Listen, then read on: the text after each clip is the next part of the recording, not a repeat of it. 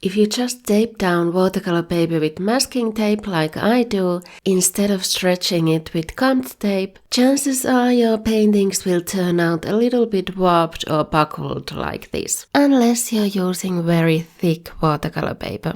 Just leaving them under a pile of heavy books doesn't do that much, but I tried another trick. I tried flattening watercolor paintings on 3 types of paper. When I was painting with my niece, we ran out of watercolor paper and had to use normal printer paper, which I usually avoid. The thinner the paper, the more buckled the paintings are.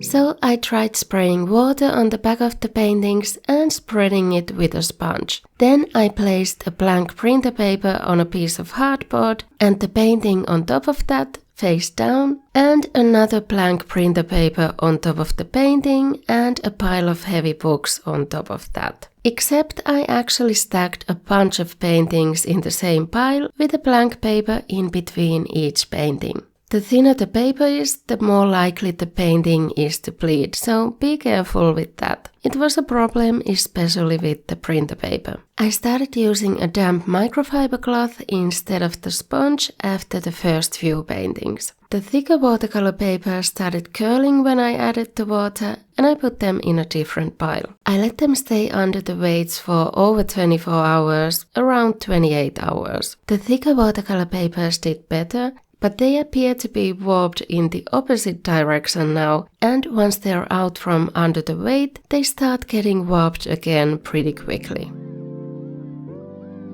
The ones on thin paper didn't work as well. As you can see, some of the paint bled onto the paper between the paintings. I don't mind much because I scanned these beforehand and they're partly abstract anyway, so a bit of bleeding of the paint isn't going to make much of a difference.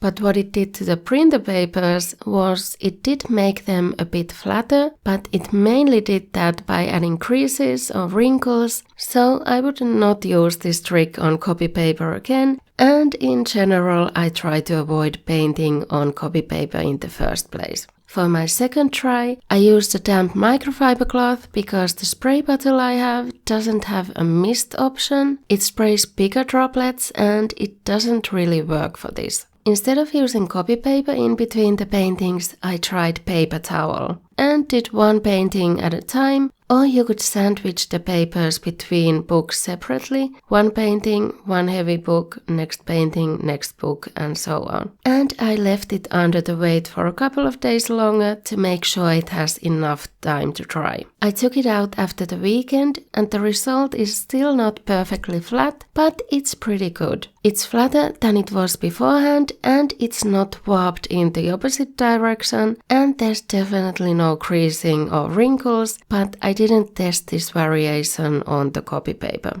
Looking at the before and afters, don't expect miracles from this flattening technique if you're using thin watercolor paper, and watch out for re-wetting the paint. And keep it under the weight for at least a couple of days. 24 hours might not be enough. But even if the flattening of the watercolor paper doesn't work, here's how I scan and edit watercolor paintings to minimize the shadows on the warped paper. See you there. Thanks for watching.